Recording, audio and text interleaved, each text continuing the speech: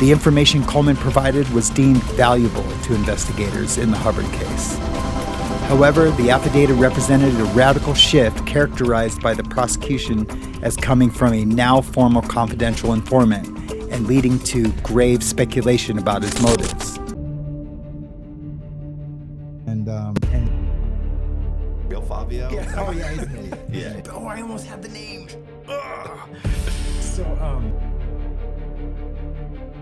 He's like, yeah, that dude, he didn't testify against somebody on a murder trial.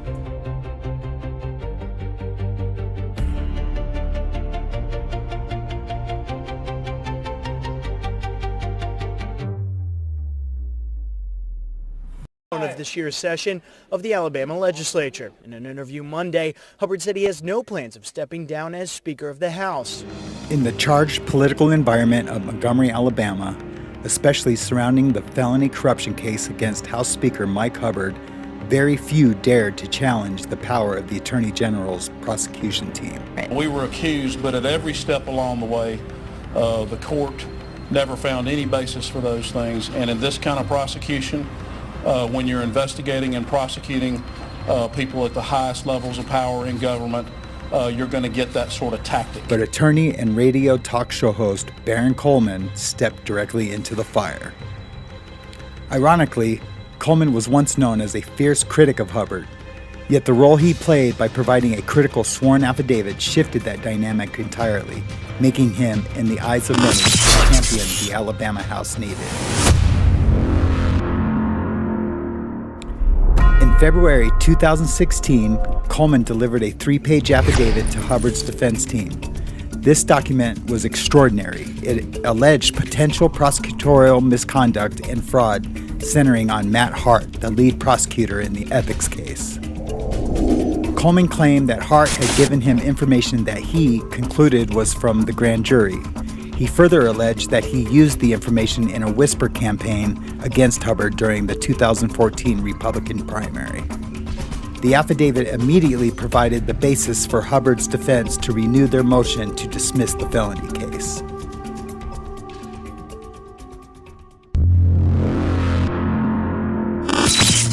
The power of Coleman's statement came from his previous long-hidden role.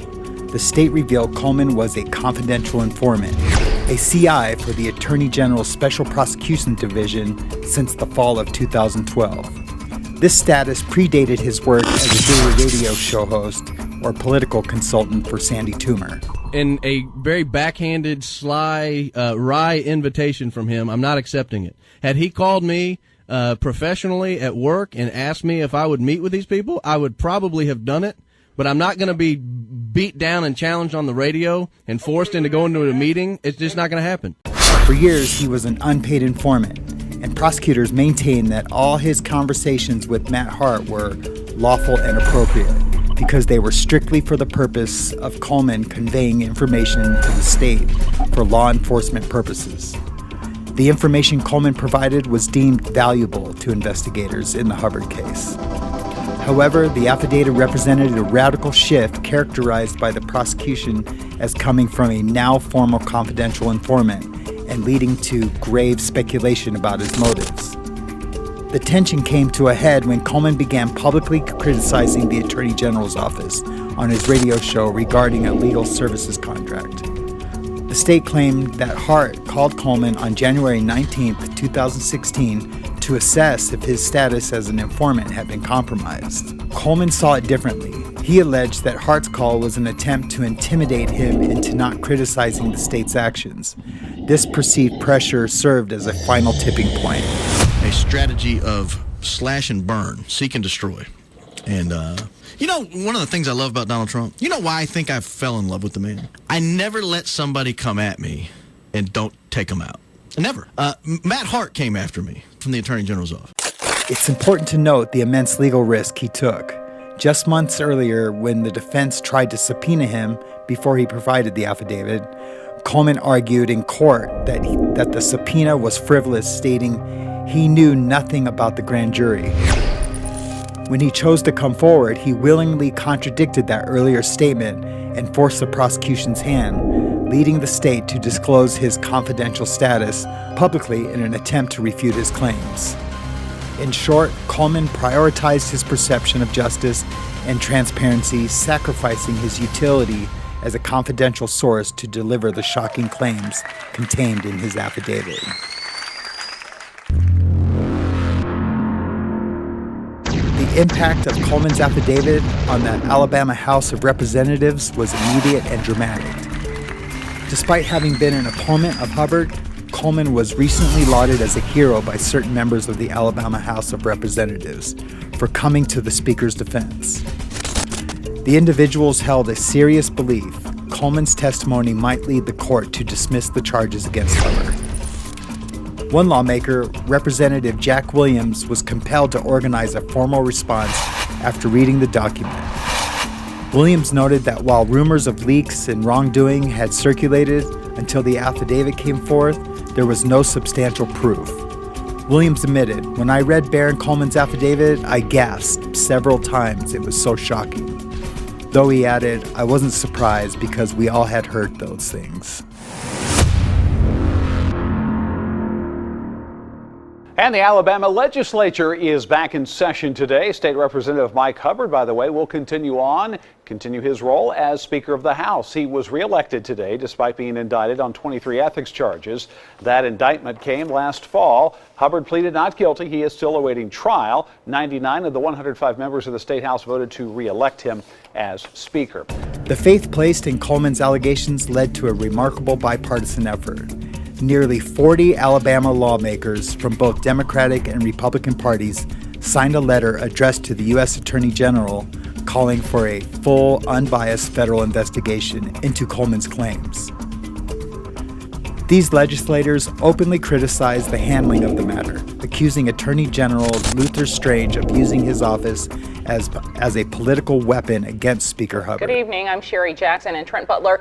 Lee County Grand Jury has returned a 23-count indictment against Mike Hubbard, Speaker of the Alabama House of Representatives. This indictment charges Hubbard with 23 counts, including using his office for personal gain and soliciting things of value. Hubbard solicited favors from politicians and business leaders, including former Governor Bob Riley. The charges against Hubbard are Class B felonies. Hubbard was initially charged after an investigation that lasted for more than a year.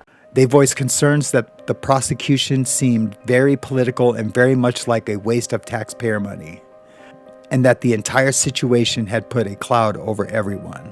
Baron Coleman's actions transcended his previous role as a political critic or even confidential informant for the state. By filing the affidavit, he became the catalyst for legislative action, providing the formal proof lawmakers felt they needed to challenge what they saw as potential overreach in the justice system. He gave the House a voice, cementing his status as a key figure in this pivotal chapter of Alabama political history. What are my credentials? I'm awesome. I'm hilarious. I'm well read. Very curious. I think curiosity is a lost art. And here's how I know it's a lost art. As I'm going through some of this stuff, a lot of you guys will email me and I get your hostile emails. "That's the dumbest thing I've ever heard, Baron. That was so stupid. How could you be such an idiot? Here's a single article easily disproving everything you said from minute 13 to minute 19. Okay, great. Data point. It got you thinking. I'm not saying I'm here to solve the Kirk case. I don't see any magnifying glasses. I don't have one of those. Well, actually, I do have a hat up there that I guess could be one of those detective hats. I could put my detective ID in. I don't have one of those. I'm just a backbeat country lawyer with a very curious mind. And I get on something and I will not give up on it. I become like a PhD in the topic. That is my credential. Curiosity. It is a lost art. Most of you guys that email me complaining don't have it. Don't have it. I'll give you an idea. If you believe Tyler James Robinson learned about the Charlie Kirk event a week before it happened when they announced it, Decided in the moment, because he had to do it quickly. Decided in the moment, you know what, I should take this guy out. Don't have it.